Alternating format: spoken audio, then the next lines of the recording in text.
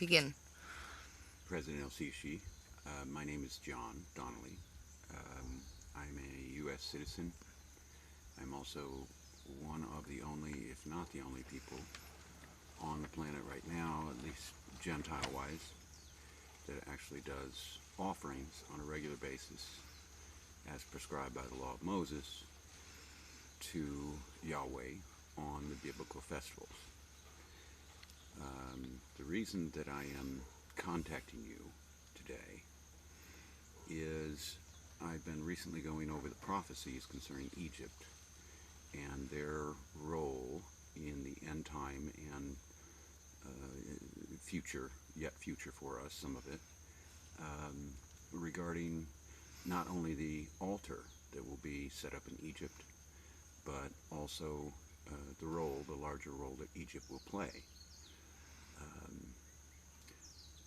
In any case, I am intending for this next blood red moon, which I know you've probably heard about these by now.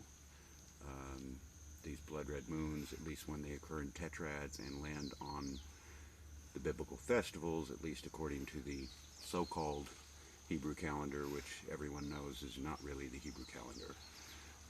The original Hebrew calendar is considered to be lost, although ancient Egypt, ancient Assyria, and ancient Babylon actually have the biblical calendar as one of the last ones adopted. In any case, the 360-day calendar is not followed. It has 5 1/4 throwaway days. But in any case, it's quite easy to verify this in history through the internet or whatever. In any case, the calendar that is presently being used in Israel, according to one of the professors at Hebrew Union University, and according to my own research and other scholars' research, is in fact the ancient Babylonian calendar. In any case, don't mean to get into all that. My purpose in contacting you is I am planning to come over to Israel, or maybe Egypt, if you could assist me with arranging this, for the next blood red moon. It is on September 8th.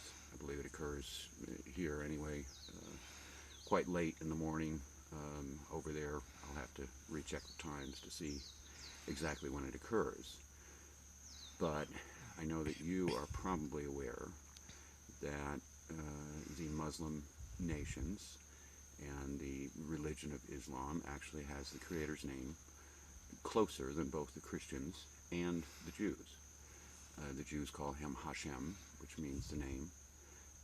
They took his name, which is Yahweh, and essentially removed it from being spoken even during regular synagogue services shortly after the Babylonian captivity.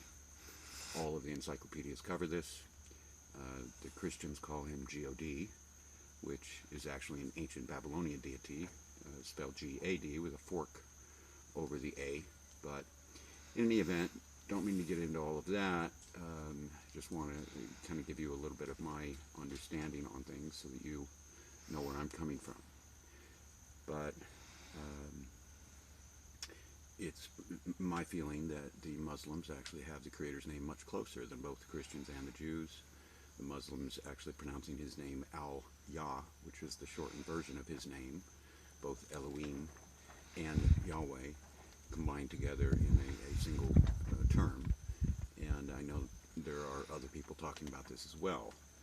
In any case, if you are familiar with the Old Testament prophet Isaiah in chapter 19, where Egypt is discussed as having an altar and being accepted by Yahweh, again, which is pretty rare for him to take on a nation, especially the nation of Egypt, after the, somewhat adversarial history that he's had with Egypt over time. For him to basically sanction that kind of statement literally gives a blessing to the nation of Egypt. This is huge. These blood red moons are hugely significant. As you probably have heard, in the past 500 years or so, only 4 of these have occurred. The first one was 1492, when Christopher Columbus discovered America. It was also the end of the Spanish Inquisition, give or take a year or so, and the Jews were essentially being kicked out of Spain by Queen Isabella and Ferdinand, whatever. In any case, bottom line is the first one was 1492. The second was 1948, when the nation of Israel was established, which obviously had not happened in many centuries, where they actually began coming back to their homeland. At the same time, obviously, there are terms and conditions which they are no longer keeping. They have not kept since modern times. They essentially refuse to keep their own law, which essentially forbids many of the practices that they engage in. And in any case, that's a whole other story.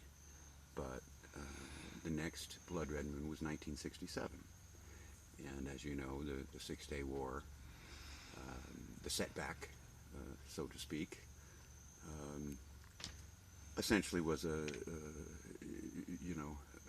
at least for the Israelites, obviously considered to be a victory, especially after only being back in their land for less than 20 years. Obviously for Egypt and Jordan and some of the other nations involved, it was not deemed in a favorable light. But in any case, it is my contention that we may be living in the time when this altar basically could be set up. Let's just put it that way. I would like to have a part of that.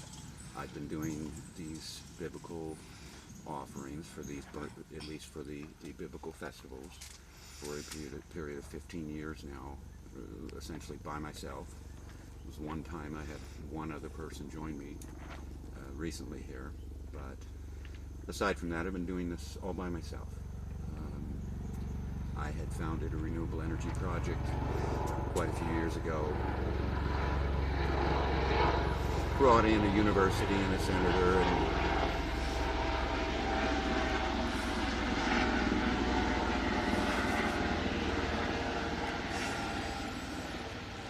and in any case, the project was essentially hijacked, which may have been a good thing in retrospect, because it's allowed me to focus more time on more important work. But in any event,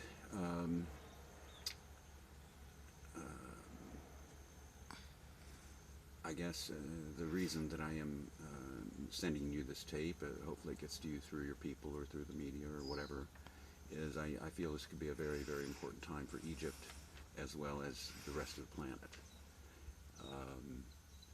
Obviously, something like this could be controversial and would have to be handled very delicately, and I would absolutely, like to, have your office and your advisors, be involved in something like this. But we would have to choose a site. Obviously, handle things very, very carefully. You cross into cross certain lines. Let's just say, put it that way. I've learned the hard way. You cross certain lines, and there are serious consequences. And these things are discussed on a historical level as well throughout the biblical record. But in any event, my feeling is that both the Muslims, the Jews, and the Christians are all supposed to be keeping the law of Moses. None of them are keeping it. The Christians essentially refuse to accept Christ's grading scale in Matthew 5:17 through 19, which, granted they tweaked the translation a bit, but not one letter from that law or the prophets will pass away according to Christ himself until heaven and earth passes away. I know the Muslims do accept Christ as a prophet. You can easily check out the fact that he did not come to fulfill that law in those verses. He came to fully preach that law. And that's exactly and precisely what the translation was translated, the same word in Paul's writings, which can easily be verified through a lexicon. In any event, Muslims obviously have his name right. On the other hand, according to the Quran, which I've read, they're supposed to be keeping the law of Moses. They are descendants of Abraham. They are descendants of, essentially the same forefather. The law of Moses is discussed extensively throughout the Quran. For whatever reason, they have chosen to do what they're doing, which is essentially what the Jews and Christians have done. Take the law of Moses and tweak it any way they wanted to, and came out with their own version of things. The Jews are the worst at it. They have what's called, as you know, the Babylonian Talmud, or the tradition of the elders, the document which Christ spoke against quite vehemently, indicating to them they were adding to the commandments and teaching doctrines of men. Explain that honor your mother and father is actually repayment back to the parents, when in fact they had called it korban. And it was essentially, korban means gift to the deity, which really essentially is a gift to them because they were in charge of the money. And they had canceled the essential creator's social security system, let's call it that, for providing for elders and so forth. In any case, the Talmud is totally illegal according to biblical law, because the biblical law does not allow any additions or subtractions from the law, or even the words of the law, and the Jews are well aware of that, but they just can't keep their fingers off of it. So, in any case, hopefully some of this information appeals to you, and we can perhaps engage in some kind of dialogue. I can provide you with all of my contact information. I'm from or at least currently in the same state that our current president, President Obama, is from. He's from Oahu. I'm currently residing in the Big Island.